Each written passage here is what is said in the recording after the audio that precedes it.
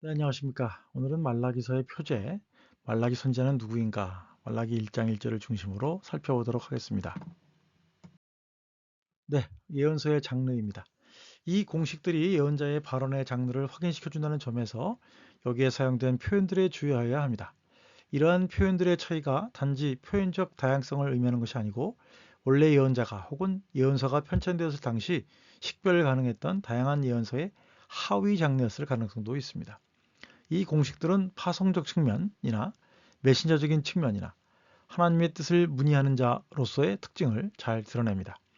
예언서의 표제의 장르 명칭은 5개입니다. 활용도로는 7개 정도가 되죠. 기본적인 형태는 환상, 핫소온이나 말씀, 다바르, 부차적으로는 경고, 마사와 기도, 테필라입니다. 자, 구매가 후원입니다. 많은 구매를 부탁드립니다. 하나는 피와 고기의 신학이고요.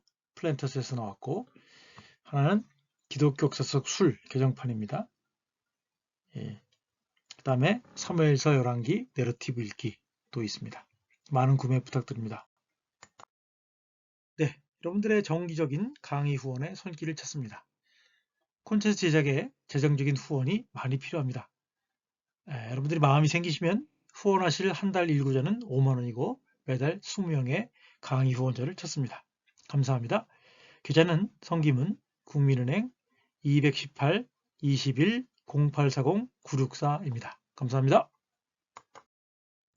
예언서의 표제의 의미입니다. 예언서의 표제는 예언자와 예언서 자체의 편집과 구성에 대한 다양한 정보를 다룹니다. 즉 예언 내용의 저작자에 대한 정보, 개인적인, 역사적인, 정황적인 증거와 예언서의 구조, 예언상의 하위 장르와 예언자 혹은 예언서의 내용에 대한 정보 등을 제공한다는 점에서 중요합니다. 물론 예언서의 표제들은 공통점도 존재하지만 의외로 다양한 형태를 보여줍니다. 표제의 의미입니다. 선지서의 첫 부분에 등장하는 표제에 나타나는 시대별 유사성들과 차이점들로 인한 어떠한 집단에 의한 표제 편집의 가능성을 발견할 수도 있지만 예언서 내의 다양한 표제와 모두어의 유사성을 단지 다양한 혹은 일관된 전승 편집의 증거로만 보기에는 어렵습니다.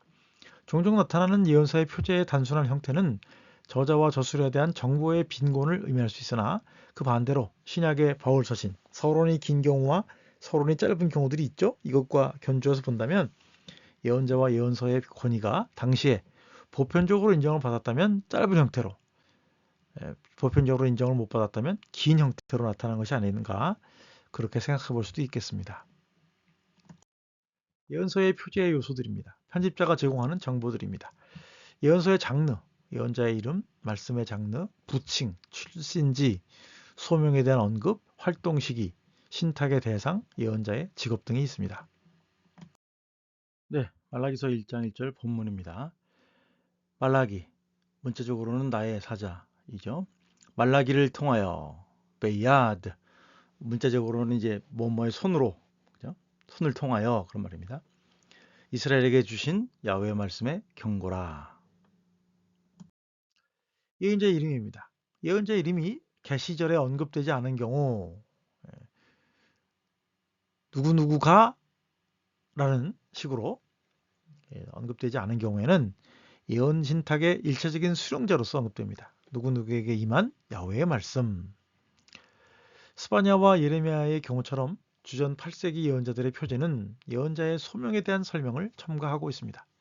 야훼의 신탁에 대한 부연 설명, 예언자의 이름에게 임한 야훼의 말씀으로 혹은 예언자 자신에 대한 부연 설명, 뭐뭐와 관련된 환상을 보았던 예언자의 이름으로 나타납니다.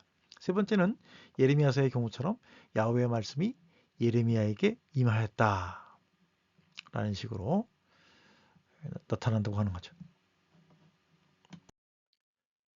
네, 그런데 말라기서와 학개서의 경우에는 다른 선지자의 표제와는 또 다른 특이한 형태를 취합니다. 다른 영어 번역 성경의 용례, 특별히 구약 예로티브에 따르면 세 가지로 베야드라고 하는 말은 번역될 수 있습니다.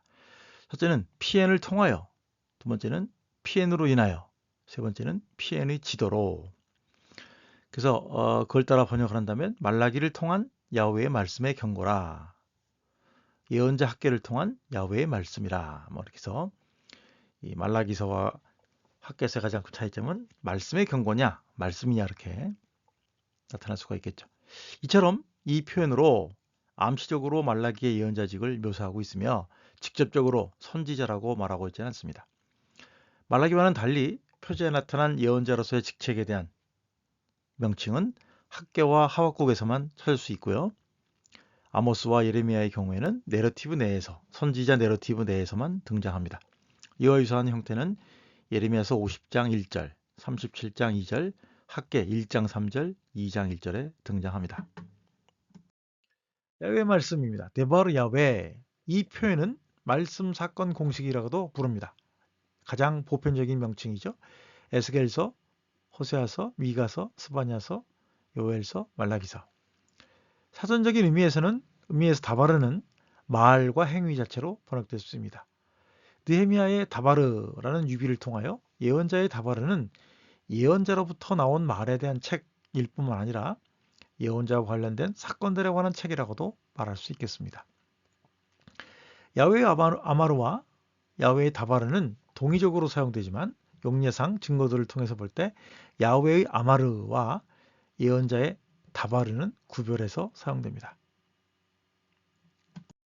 경고입니다. 마싸, 명사형입니다. 들어올린다, 나싸라고 하는 동사에서 나온 것이죠. 이 표현은 일반적으로 짐으로 번역됩니다. 문자적으로 볼 때 짐으로 번역됩니다. 버든으로. 이것은 하나님의 심판, 보복 혹은 파멸을 의도하는 것으로 말 그대로 목소리를 높여 혹은 부담을 준다는 함의가 있는 것처럼 보입니다.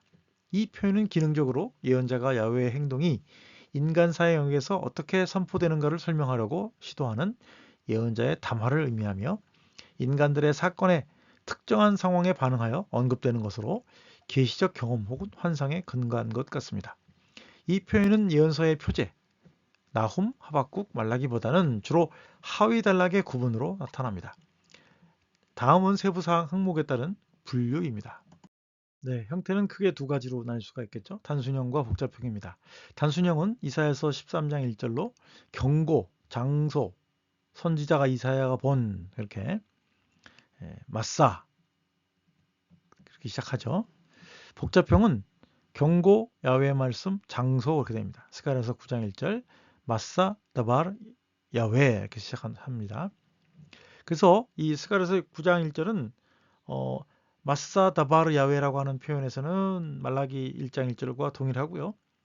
이 장소가 부연된다는 측면에서는 말라기 1장 1절과 동일하다고 말할 수는 없고 유사하다라고 말할 수가 있겠죠. 네, 좀 더 스가랴서 부분을 부연 설명하면요. 스가랴서의 경고, 엄중함, 짐, 마싸인데요. 특히 스가랴서에서의 마싸의 중요한 역할이 드러납니다. 즉, 이 단어의 출현을 따라서 스가랴서 9장에서부터 14장을 9장에서부터 11장과 12장에서 14장으로 양분해 줄 뿐만 아니라 다음과 같은 역할을 수행합니다. 첫째, 야훼께서 특정한 역사적 상황 혹은 사건에 직간접적으로 개입하신다는 선언의 제시이고, 둘째로는 이전의 계시에 대한 합의점의 명료화이고요. 그리고 세 번째로는 야훼의 개입에 대한 합당한 반응을 촉구하는 근거의 기능을 한다는 점에서 스가랴서의 통일성을 확증해주는 역할을 한다는 점을 명시합니다. 즉 9장에서부터 11장은 1장에서부터 8장의 재해석이고 12장에서부터 14장은 1장에서부터 11장의 재해석이라고 볼 수가 있겠습니다. 네, 오늘 말라기 1장 1절에 대한 설명은 여기까지 하도록 하겠습니다. 감사합니다.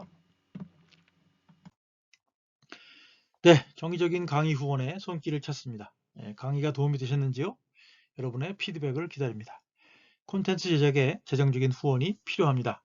그래서 후원하실 분들은 한 달 한 구자로 2만 원이고요. 매달 50명의 강의 후원자를 찾고 있습니다. 감사합니다. 후원 계좌는요. 성김은 국민은행 218-21-0840-964입니다. 감사드립니다.